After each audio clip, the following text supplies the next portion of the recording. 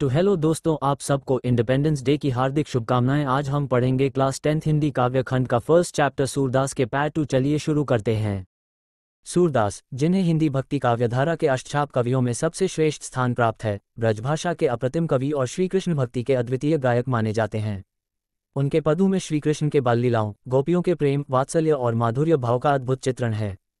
सूरदास के पद में कवि ने श्री कृष्ण के प्रति गोपियों के अनन्य प्रेम और गहरे भावों को अत्यंत मार्मिक शैली में प्रस्तुत किया है।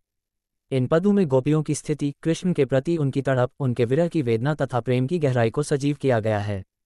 पहला पद गोपियों के मनोभाव का चित्रण करता है जब कृष्ण मथुरा चले गए हैं और वे विरह से व्याकुल हो उठी हैं।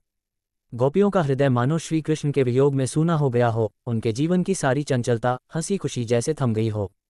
कवि ने अत्यंत कोमल और भावपूर्ण शब्दों से यह बताया है कि गोपियों को अब न तो घर के कामों में मन लगता है और न ही किसी अन्य गतिविधि में, वे बस कृष्ण के आने की राह देखती रहती हैं। दूसरा पद गोपियों के सखी संवाद का रूप है, जिसमें वे कृष्ण की अदाओं, उनकी वंशी की मधुर ध्वनि और उनके रूप लावण्य का स्मरण कर करके अपने मन को जलाती हैं। सूरदास ने कृष्ण की वंशी को ऐसा अद्भुत बताया है कि उसकी ध्वनि सुनकर पशु पक्षी तक मोहित हो जाते हैं, पेड़ पौधे झूमने लगते हैं और यमुना का जल भी ठहर जाता है। ये वंशी ध्वनि मानो प्रेम का ऐसा मंत्र है जो हर हृदय को मोह लेती है। तीसरे पद में वात्सल्य भाव का वर्णन है, जहाँ यशोदा कृष्ण को बार बार स्नेह से बुलाती हैं, उन्हें बालसुलभ चंचलताओं पर डांटती भी हैं और प्रेम से दुलारती भी हैं।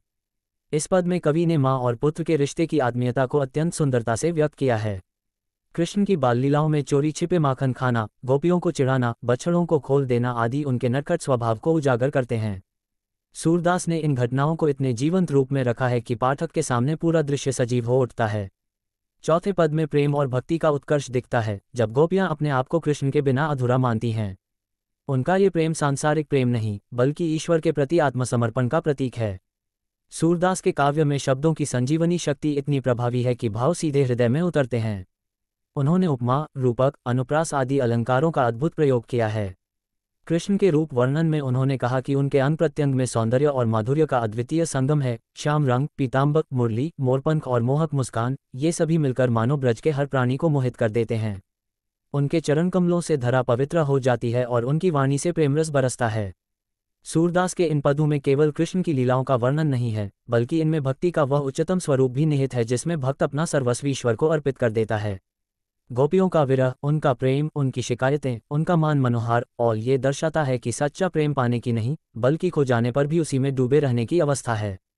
सूरदास ने गोपियों के मन की बेचैनी को बड़े मार्मिक ढंग से व्यक्त किया है। वे कृष्ण को याद करते करते रो पड़ती हैं, उनकी आंखें सजल हो जाती हैं और कृष्ण का नाम जपते जपते भी उनकी तृष्णा शांत नहीं होती।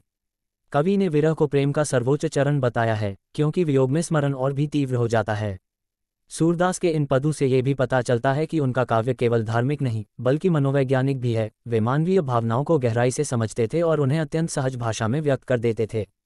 ब्रजभाषा की मिठास, लयात्मकता और कोमलता इन पदों को और भी रसपूर्ण बना देती है। पाठ का संदेश यह है कि भक्ति में सबसे महत्वपूर्ण है समर्पण। चाहे सुख हो या दुख, मिलन हो या विरह, भक्त को अपने ईश्वर के प्रति अडिग रहना चाहिए। सूरदास के ये पद हमें ये सिखाते हैं कि ईश्वर के प्रेम में आत्मलीन होना ही मानव जीवन का परम लक्ष्य है। प्रेम, भक्ति, करुणा और वात्सल्य, ये चारों भाव इन पदों में मिलकर ऐसा अमृत बनाते हैं जो पाठक के हृदय को भक्ति रस से सराबोर कर देता है।